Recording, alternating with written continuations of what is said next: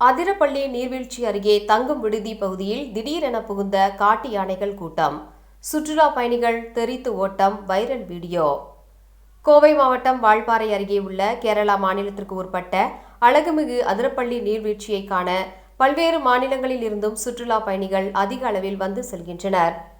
இந்நிலையில் அங்குள்ள தங்கும் விடுதி பகுதியில் சுற்றுலா பயணிகளைப் போலவே தனது குட்டி யானையுடன் நீர்வீழ்ச்சி பகுதியை காண செல்வது போல திடீரென புகுந்த காட்டு யானைகள் கூட்டம் சிறிது நேரம் அங்கும் இங்கும் ஓடிய பின்பு அப்பகுதியிலிருந்து வெளியேறி சென்றுள்ளது. இதை சற்றும் எதிர்பாராத அங்கிருந்த சுற்றுலா பயணிகள் அலறி அடித்து ஓட்டம் பிடித்தனர். இக்காட்சி தற்போது சமூக வலைதளங்களில் வைரலாகி வருகிறது.